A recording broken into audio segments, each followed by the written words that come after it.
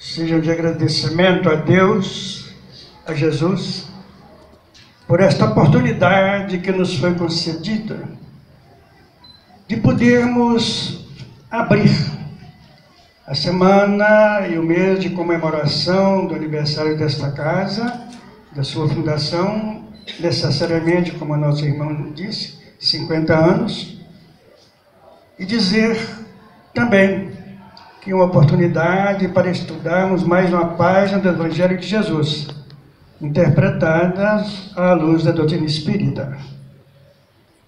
Vamos ressaltar que o nosso trabalho é de abertura, porquanto a reunião comemorativa será na próxima semana, dia 6, dia 9, através da nossa irmã Joelma, de Belo Horizonte. Hoje estamos apenas dando início. E como não dizer, agradecer também aos obreiros desta casa, que com muita dedicação, amor e carinho, vem atendendo a todos aqueles que aqui se aportam, através dos diversos departamentos desta casa, e que, queridos irmãos, cujos departamentos serão falados no decorrer desse mês de comemoração por diversos oradores. Quero humildemente dizer aos irmãos que nesta casa existem expositores, palestrantes, que muito melhor que eu poderiam dar por aberta essa sessão maravilhosa que estamos presenciando. Nós temos aqui o nosso irmão Cristalino, o nosso irmão Toninho, o nosso irmão Maciel, temos aqui o nosso irmão Zé Nogueira, que é um ícone para nós, com seus belos trabalhos sobre o magnetismo. Temos o nosso irmão Rodrigo, Luiz, temos os irmãos que sempre falam conosco aqui, o Miguel, Mateus, enfim. Nós temos o nosso irmão Daniel e, na área feminina, nós temos a nossa irmã Eliane, a nossa irmã Ana Maria, a nossa irmã Tiana, a nossa irmã Rosinha, com a sua voz trovejante, que não precisa nem de microfone, a nossa irmã Maria José, entre outros. Todavia, queridos irmãos, a escolha recaiu sobre minha pessoa. E estarei fazendo o possível para trazer-lhes um pouquinho os resquícios do passado para o presente, alicerçando com os ensinamentos de Jesus este mesmo presente. Também, humildemente, eu gostaria de dizer aos irmãos que já se passaram muitos anos de quando eu vim aqui para lhes dirigir a palavra em nome de Jesus. Mas, sendo solicitado pela diretoria da Casa Espírita ou do Centro Espírita João Batista, para falar na comemoração de fundação daquela casa, que se dá todo dia 24 de junho de 1929, a casa comemorando 89 anos, eu de princípio relutei, porque achei que eu não teria a devida competência para falar naquele evento. Mas, queridos irmãos, a gratidão deve preponderar na nossa vida. E por gratidão, e foi por gratidão, que eu aceitei o convite, considerando que aquela casa, há 69 anos atrás, me amparou através dos espíritos superiores, e através da diretoria, na época, o nosso irmão Lelis Hermógenes Piruípe, o médium que recebia, Oscar de Oliveira Lima, que recebia um dos guias da casa, que era o José Antônio de Araújo. Então aquela casa me amparou, libertando-me de um processo obsessivo.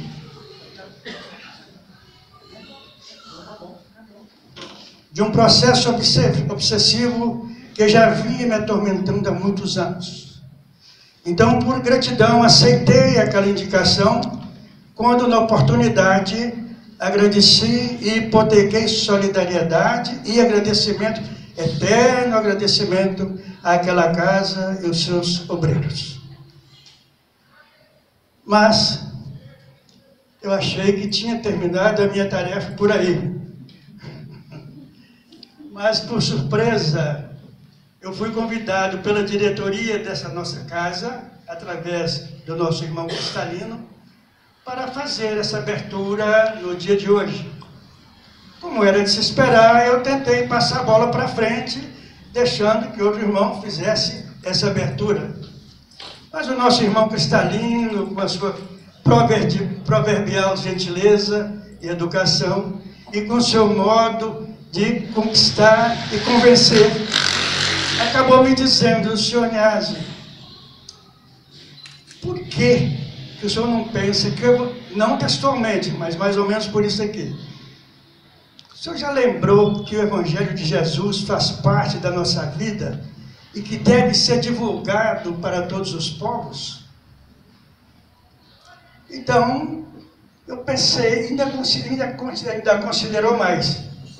O irmão já pensou no momento que nós estamos atravessando, o país e o mundo como um todo, com tantas amarguras, com tantos sofrimentos, com tantas aflições, e sem que haja uma explicação correspondente por parte das pessoas? Queridos irmãos, eu pensei, e ele concluiu dizendo: por que o irmão não repete o estudo que foi feito lá no Centro Espírita de João Batista, considerando esta mesma situação de sofrimentos, de amargura e de aflições? Com um raciocínio lógico, eu não tive nem como dizer não, né? E considerando mais, que há algum tempo eu estive em Uberaba, por 3 vezes, com o nosso irmão Chico Xavier, onde fui recebido pelo nosso irmão com beijos e abraços, e ali, enquanto o nosso irmão Chico Xavier psicografava, 3 ou 4 irmãos, o Evangelho já lido, faziam o comentário daquele mesmo texto evangélico, cada um procurando convencer os nossos irmãos ali presentes da necessidade de fixar no nosso cotidiano aqueles mesmos ensinamentos. E ainda mais, queridos irmãos, que eu, na minha eterna ignorância, costumo dizer que o Evangelho de Jesus, a meu ver, é um código de moral espiritualizado, aberto no cosmos.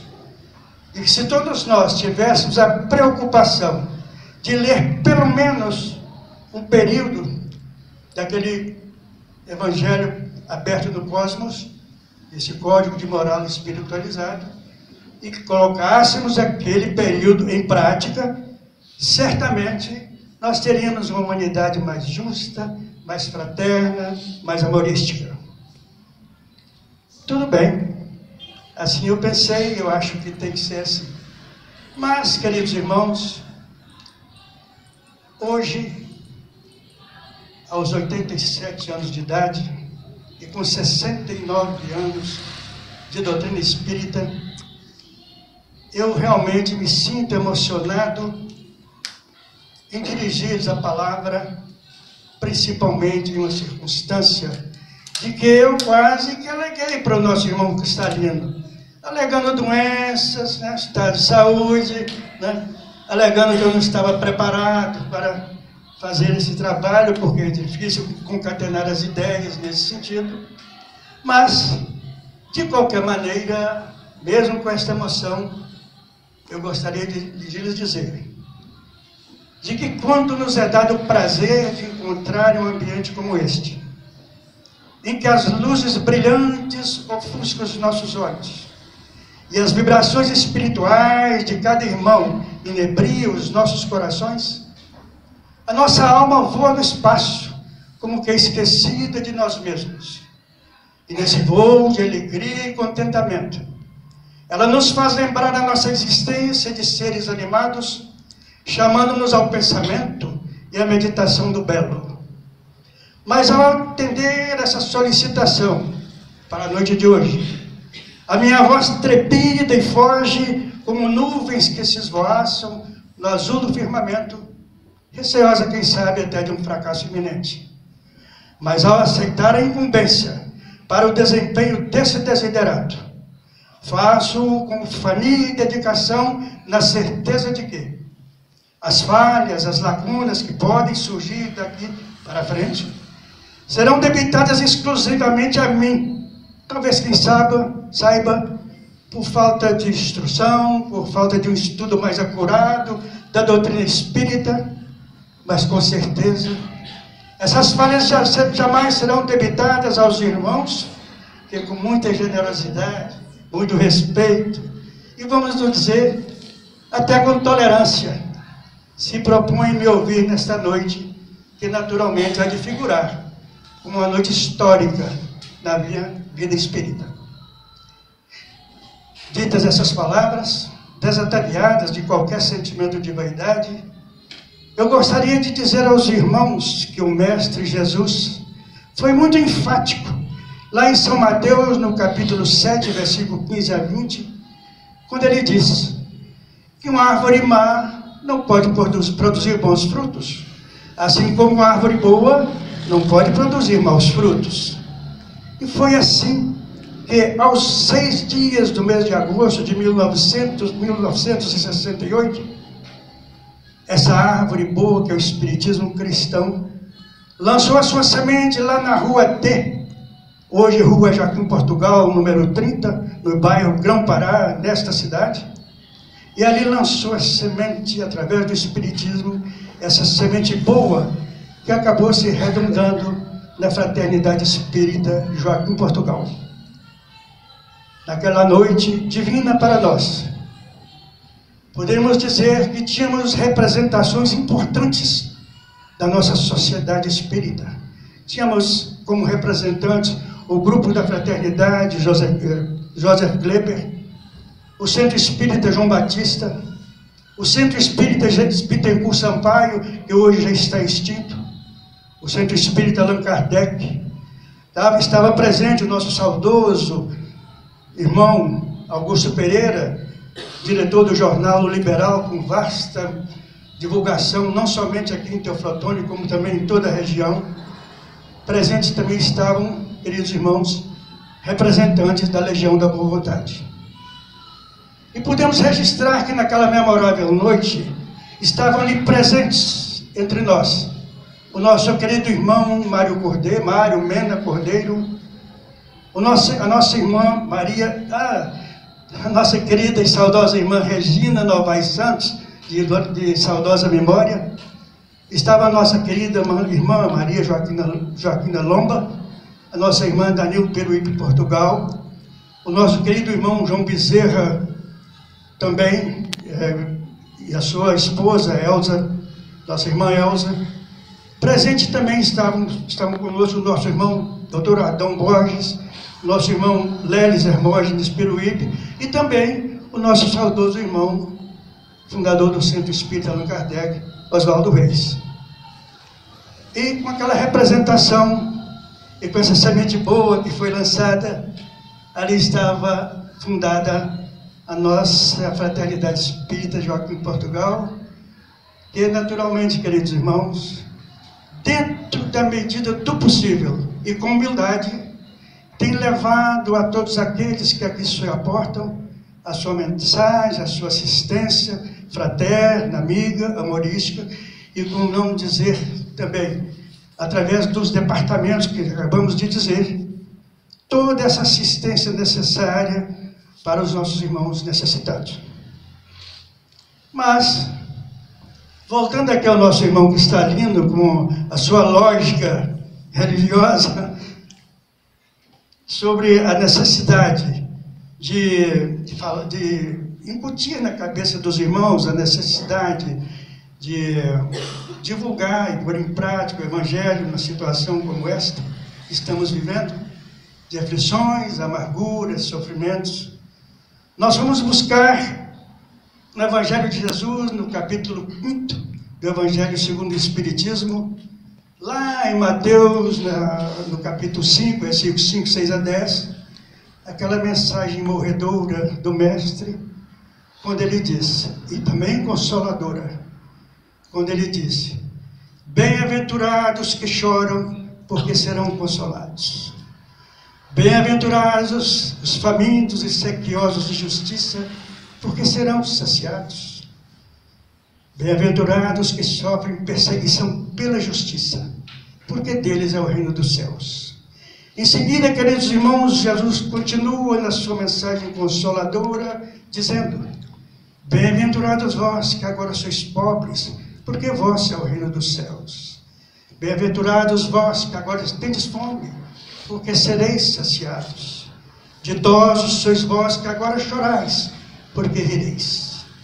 Em seguida, queridos irmãos, o nosso mestre Jesus, ainda em São Lucas, no capítulo 6, versículo, esse anterior foi 20 e 21, no seguinte, que é 24 e 25, ele lança uma advertência que ecoou por todos os quadrantes da terra, quando ele diz: mas ai de vós ricos, que tendes no mundo a vossa consolação. Ai de vós que agora estáis saciados, porque tereis fome. Ai de vós que agora rides, porque sereis constrangidos a gemer e a chorar. Queridos e amados irmãos, Allan Kardec, mestre leonês por excelência, divide esse estudo em 7 itens distintos e importantes: justiça das aflições, causas atuais das aflições, causas anteriores às aflições. Divide ainda mais sobre as causas, o esquecimento do passado, motivo de resignação e ainda suicídio e loucura. No que tange à justiça das aflições, Allan Kardec procura transmitir-nos que se nós não tivermos uma fé muito forte na vida futura, não se efetuará as compensações que Jesus promete aos aflitos da terra. Mas essa fé, ela tem que ser uma fé robusta, uma fé forte, porque a fé fraca e frágil, ela morre no seu nascimento. Aquela fé da qual nos fala Jesus no capítulo 17, versículos 14 a 20 de São Mateus, quando ele diz: se tiverdes fé do tamanho de um grão de mostarda, diga esta montanha, transporta-te daqui para ali, e ela transportará, e nada lhe será impossível.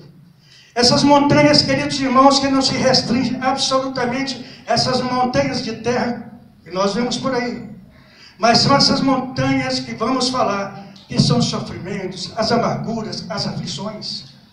Então há de se perguntar: por que uns sofrem mais do que os outros? Por que para uns tudo parece sorrir, enquanto outros só encontram amarguras e sofrimentos? Por que uns nascem em berços de ouro e vivem babescamente nadando no dinheiro, enquanto outros nascem na extrema miséria? Por que uns nascem fortes, bonitos, sadios, enquanto outros nascem cegos, surdos, mudos, trôpegos, aleijados? Será que Deus estaria usando de parcialidade para com seus filhos, sendo justo com uns e injusto para com os outros? Mas se nós buscarmos a primeira pergunta do livro dos Espíritos, no sentido, não quem é, mas o que é Deus, a resposta nos chega clara e cristalina. Deus é a inteligência suprema, causa primária de todas as coisas. E se essa causa é justa, justos exatamente serão os seus efeitos.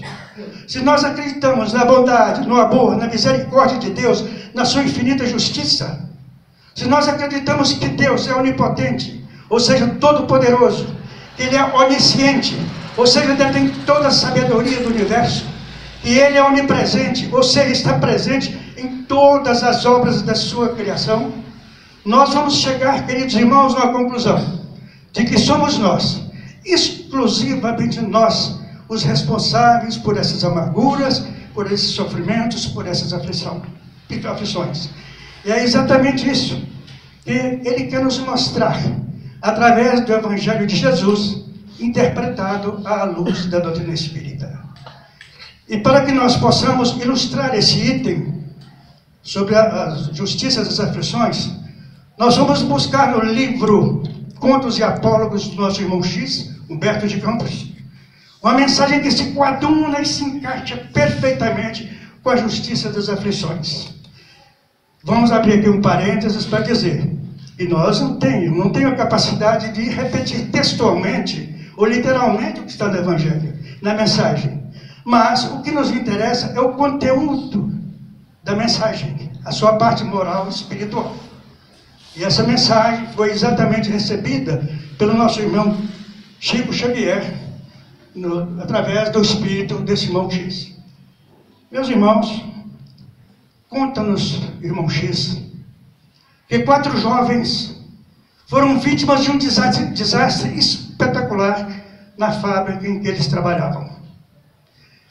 Naturalmente, por se tratar de rapazes de bons relacionamentos com o pessoal da cidade, o velório foi muito concorrido, alistando não só os parentes, como os amigos, etc. Mas, ao passar para o lado da vida, de lá, eles notaram que havia uma diferença muito grande na coloração dos seus perispíritos. Uns mais escuros, outros mais claros, outros um pouco mais iluminados. Então surgiu a dúvida entre eles. Mas nós estamos falando da justiça divina. Então a justiça divina mandou que viesse um espírito altamente gabaritado de luz para explicar a eles o porquê de tudo aquilo. E vindo esse espírito, imediatamente foi estabelecida ali a assembleia, e ele chamou o primeiro jovem. O rapaz veio com seu perispírito muito escurecido. Ele disse: meu amigo, meu irmão, sua situação não é boa, porque você foi responsável por lágrimas de viúvas e de órfãos. E o rapaz então perguntou ao juiz: o que eu vou fazer? Naturalmente você vai ter que retornar ao plano terráqueo e ressarcir, devolver a tranquilidade, a paz, a compensação àqueles que você prejudicou. O rapaz afastou-se e veio, então, foi convidado o segundo jovem. Esse já trazia o seu perispírito um pouco mais acinzentado, um pouco mais claro. O juiz então disse para ele: meu amigo, também sua situação não é boa. Abrindo aqui o processo no rosto dos autos, eu vi que se você não foi responsável por lágrimas de viúvas ou de órfãos, mas você deu prejuízo, registrando milhares de horas não trabalhadas na fábrica que você trabalhava. E como ele perguntasse o que ele deveria fazer, ele disse: você retornarás à arrumagem terrena e irá ressarcir aquela fábrica das milhares de horas registradas e não trabalhadas. Lei de causa e efeito. Em seguida ele chamou o terceiro jovem. Esse jovem já trazia o seu perispírito já com alguma luminosidade, muito pouca. O juiz disse: meu irmão, você está de parabéns, porque você não foi responsável por lágrimas de viúvas nem de órfãos. Você não registrou nenhumas milhares de horas não trabalhadas, mas agora você pode escolher a sua missão aqui, mas tem que ser aqui na terra. Porque não basta ser bom, é preciso que se faça o bem. Em seguida, caros irmãos, o juiz convida o quarto jovem. Naquele instante opera-se uma verdadeira metamorfose, uma verdadeira transformação. O rapaz aparece nimbado de luz, de safira, luminosidade, dos pés à cabeça. A luz emitida do seu plexo solar era tão forte que ofuscava as vistas daqueles que olhassem naquela direção. O juiz então disse para ele, levantou-se, curvou-se diante dele e disse: meu amigo, a colheita das suas... Você está de parabéns. A colheita da sua sementeira concede-te a elevação. Agora você poderá escolher a sua missão, mas tem que ser nos planos mais altos da luz. O rapaz, humilde como sempre, não querendo humilhar os seus colegas, alçou voos candorados aos páramos da luz, em companhia daqueles espíritos iluminados. Como era de se esperar, houve um questionamento por parte dos outros colegas. Então, o juiz, retomando a palavra, disse: a justiça divina não lhes causa mal algum.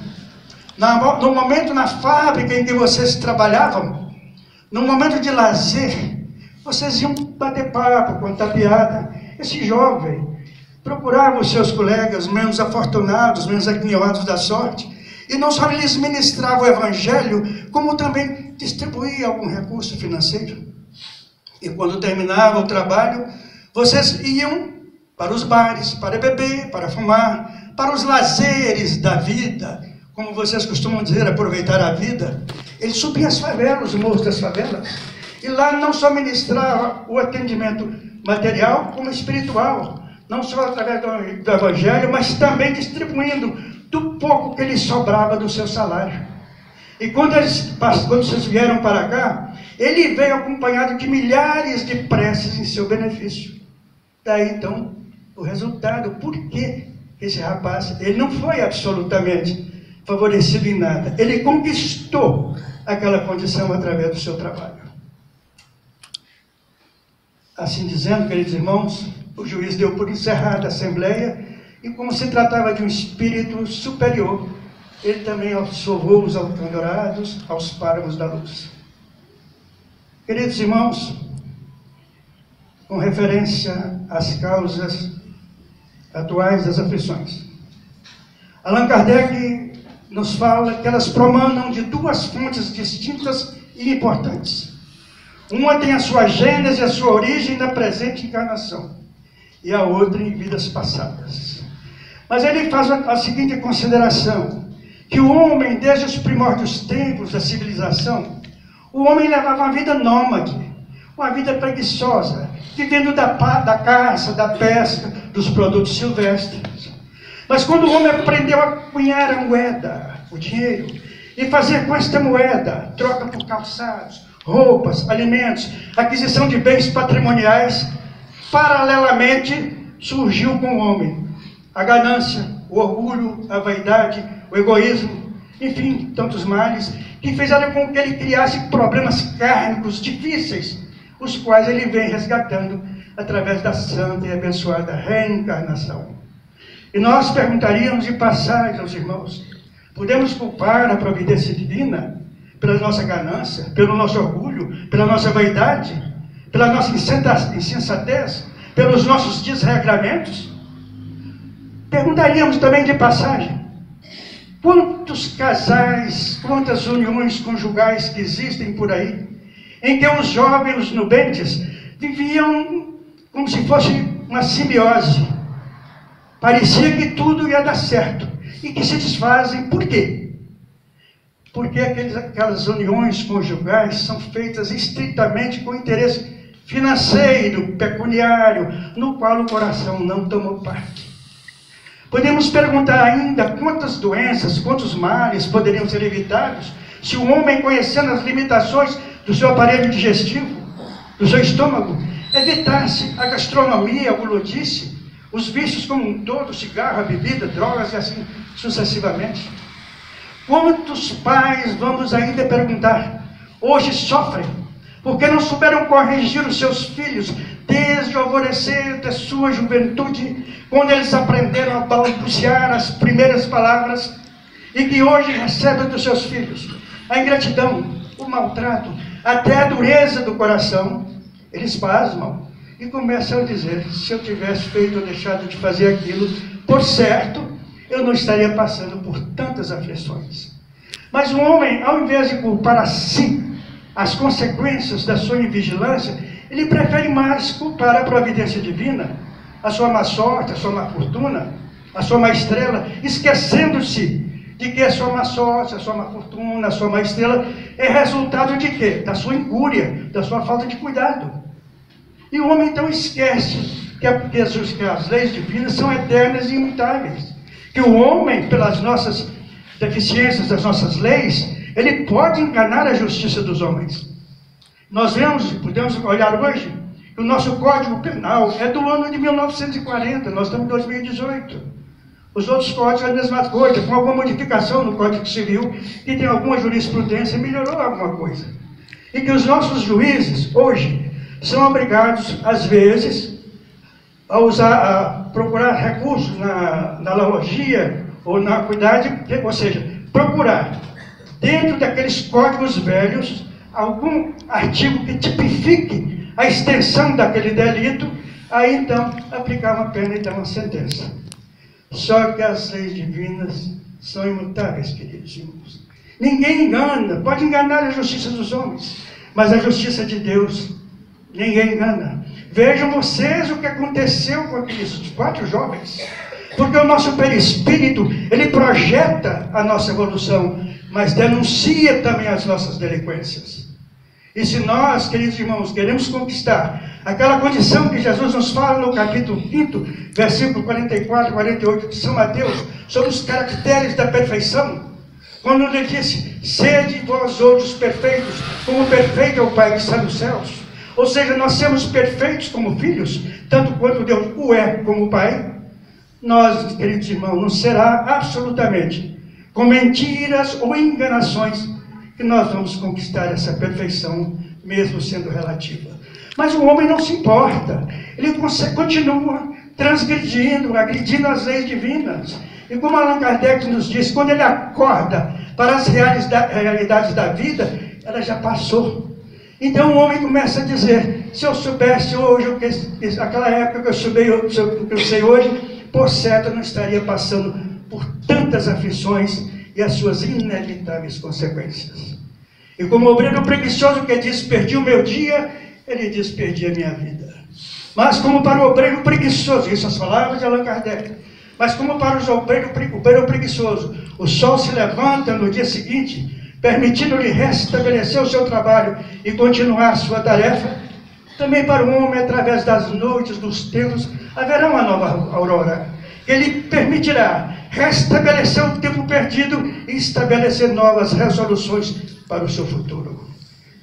E para, queridos irmãos, também ilustrarmos este item, nós vamos buscar ainda no livro Contos de Apólogos, do nosso irmão X, psicografado por Chico Xavier, repetindo que é apenas o fundo moral da história, da mensagem, não é história, da mensagem, né?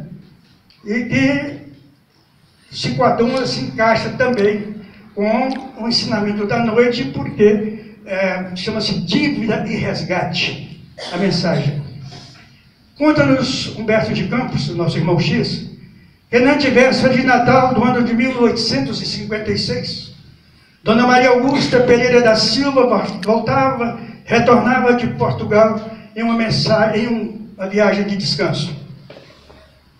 Era um dia fechado, e ao chegar Dona Maria Augusta, acompanhada de seus adoradores, ela foi se adentrando por um corredor comprido, e lá na frente ela se esparrachou comodamente, porque ela iria receber os seus 62 escravos, a saudação deles.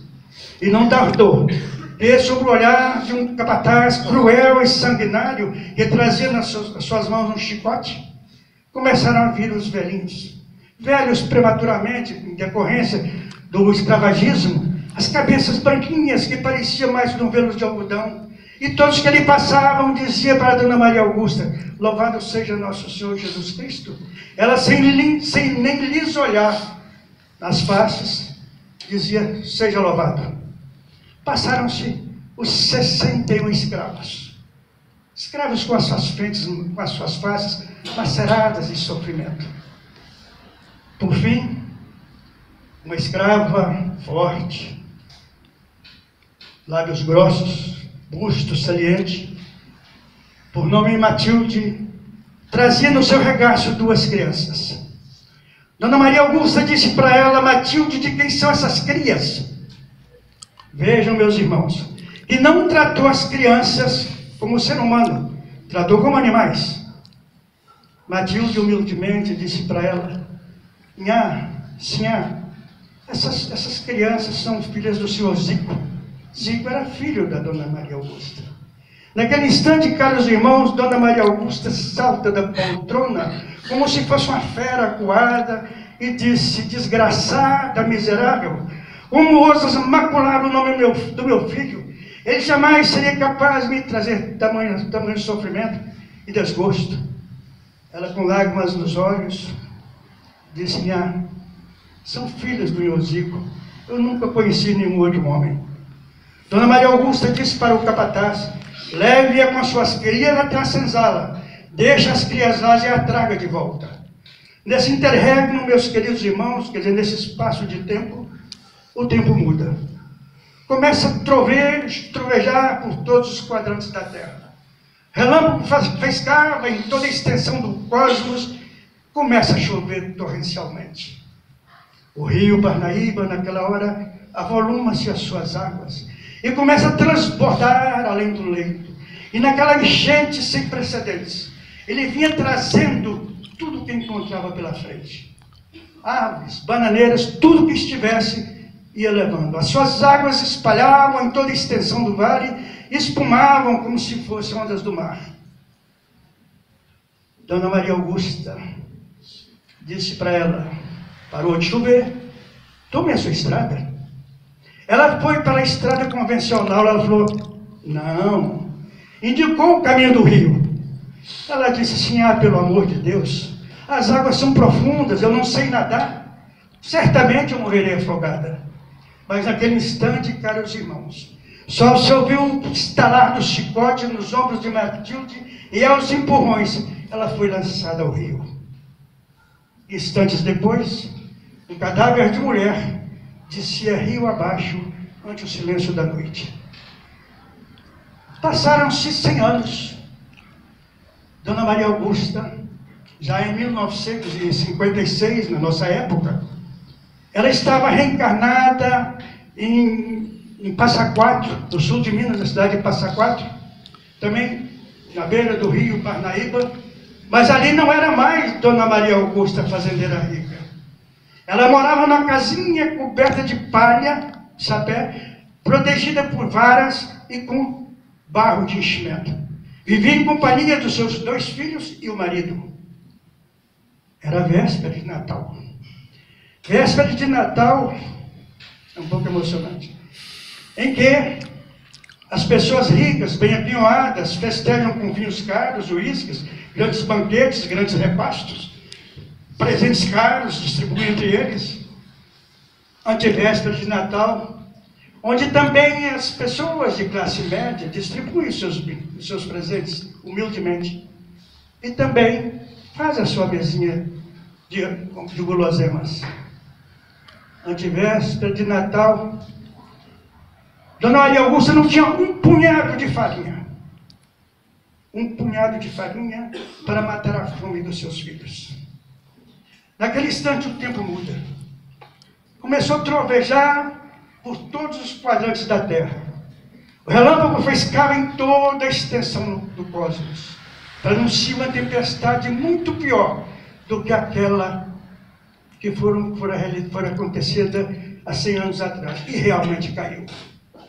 O rio Parnaíba, em poucos instantes, já tinha passado do seu leito. E a Dona Maria Augusta, com a sua casinha, com a sua chopana, coberta com palhas de sapé, estava ali com seus 2 filhinhos e o marido. Mas quando a água subiu até o meio metro, o seu esposo agarra os 2 filhinhos e foge para o alto. Dona Maria Augusta quis voltar para pegar qualquer coisa. A água já tinha subido. E Dona Maria Augusta escorrega por força do destino. Tudo estava escrito. Escorrega e cai. Aquele instante, aquela enchente sem precedentes, varreu tudo o que tinha pela frente. Dona Maria Augusta, com casinha de Dona Maria Augusta, com tudo.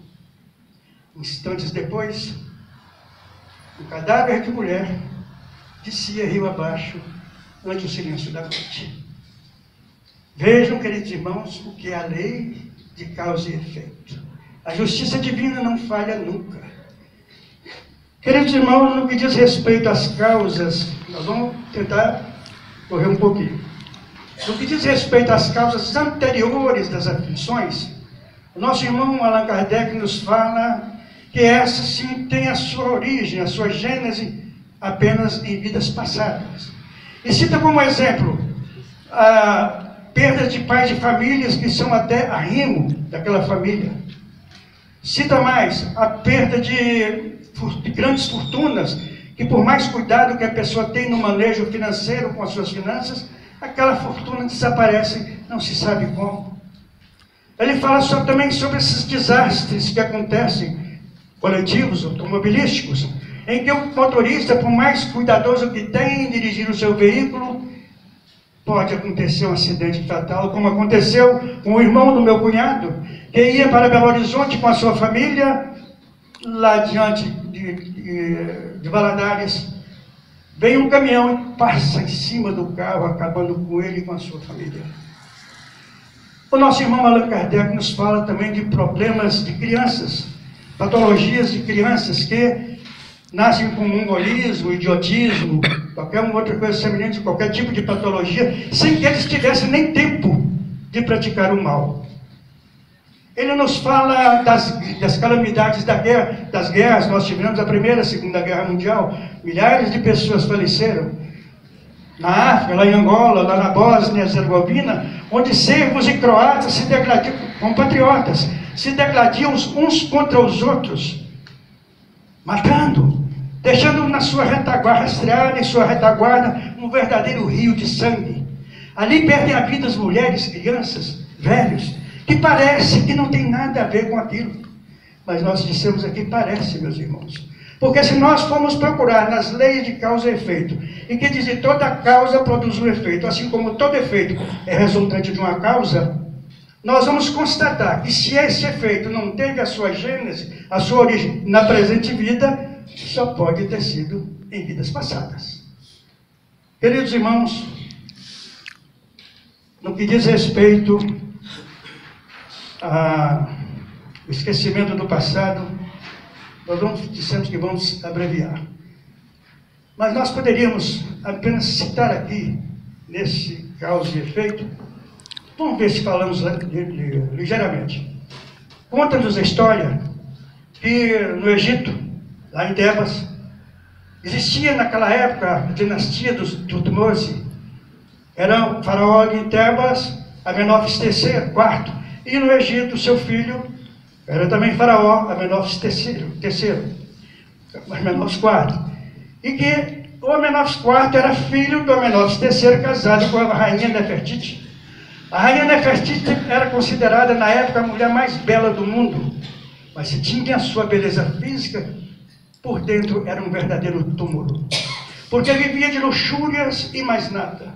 Se deslocavam mercadores lá do Oriente só para trazer-lhes presentes caros, e ela, se aproveitando de tudo aquilo, vivendo nababescamente. Para que vocês tenham ideia da vaidade dessa rainha, ela mandou que os seus escravos exigiam do marido um lago, que ela queria inaugurar um barco oficial. Pensem bem.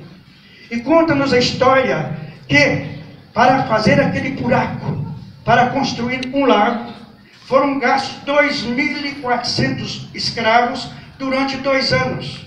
E quando estava pronto, canalizaram parte do rio Nilo para o lago, encheu o lago, e ela inaugurou o seu barco real. Vejam bem. Mas, queridos irmãos, o rei, o faraó, seu esposo, o Amenófis III, ele era simples, ele não concordava com aquilo. Ele achava uma exorbitância. E resultado de suas contrariedades, acabou ele falecendo. Mas naquela época, queridos irmãos, lá em Tebas e no Egito, era usado o direito consuetudinário, o direito dos costumes. Então, quando o esposo, o rei, morria, a viúva, Nefertiti, teria que casar com seu filho, que era faraó no Egito. Mas não podia ser diferente, era o direito consuetudinário. E ele veio. Veio depois dos esponsais, ele voltou imediatamente, porque era um faraó justo. E na estrada, conta-nos a história que ele teve uma visão, mas não foi visão, não foi um sonho. Ele foi apresentado um espírito altamente iluminado e que disse, seu nome, Amenófis, não vai ser mais Amenófis IV. Você chamará daqui para frente Akhenaten, que todo mundo fala Akhenaten. E você vai fundar o monoteísmo lá no Egito. Crença no que só Deus, né? E ele o fez. Acontece, queridos irmãos, que pelas leis de causa e efeito, todos nós temos que desencarnar e voltar pela reencarnação. Assim aconteceu com a rainha Nefertiti. Só que, como aconteceu com a Dona Maria Augusta, ela não voltou mais como rainha de Tebas. Ela voltou na pior miséria, trazendo uma doença que ninguém podia nem encostar perto dela. Enquanto que seu filho, Akhenaten, voltou como faraó do Egito, governando com justiça o povo egípcio daquela época. Então vocês veem que tudo que se faz de bom ou de ruim, nós temos que responder. Queridos irmãos, agora vamos falar um pouquinho sobre o esquecimento do passado, onde Allan Kardec nos fala que é mais uma demonstração da justiça divina. Porque somente através dessas leis de causa e efeito é que nós conseguimos resgatar os nossos compromissos perante as leis divinas. Então ele diz o seguinte, um pai, aliás Emmanuel já nos fala sobre isso, que geralmente nessas reencarnações nos lares, são as pessoas que têm complicações e reajustes de vidas anteriores. Então ele faz uma consideração, que um pai que luta para dar educação aos seus filhos, dando-lhe educação, roupa, remédio, até a vida por aquele filho, será que ele teria esse mesmo amor se aquele filho tivesse lhe causado grandes males em vidas passadas, se ele tivesse conhecimento que aquele filho tivesse lhe causado grandes males? Claro que não teria. Ou vice-versa. Se o filho soubesse também que o pai lhe tivesse causado grandes males, ele naturalmente não teria pelo seu pai o amor, o respeito, a consideração que os filhos devem aos seus pais. Perguntaríamos mais, uma mãe que se engravida carrega no seu ventre um filho durante 9 meses. Nesse período de gestação ela incha suas pernas, passa por dores, febres, etc. E que, quando esse filho nasce, essa mãe perde noites de insônia, com aquele cuidado com aquele filho. Às vezes tem um sarampo, uma catapora, ou qualquer um desses males, dessas patologias. Será que essa... E também tem outra coisa, quando esse filho cresce e que parte para aquilo que é inconveniente, para a mãe ele sempre é um santo, ele sempre está com a razão. Mas se ela soubesse que aquele filho teria também lhe causado grandes males de ordem física ou moral em vidas anteriores, será que ela teria por esse filho esse mesmo amor? Poderia até ter, queridos irmãos, porque o coração de uma mãe é um oceano de bênçãos e de amor. Mas seria um amor com restrições. E o amor com restrição, ele perde a sua plenitude. Então, se nós partimos do centro, do princípio, que a luz parte do centro para a periferia, ou seja, de dentro para fora, nós vamos constatar que essa luz, para que se faça lá fora, para os nosso próximo, ela primeiro tem que se fazer dentro de casa, entre o nosso próximo, mais próximos, que são os nossos familiares. Queridos irmãos, foi um pouquinho rápido, né? Então vamos falar também um pouquinho rápido sobre o motivo de resignação, onde Jesus também nos ensina que a resignação deve fazer parte da nossa vida e que nós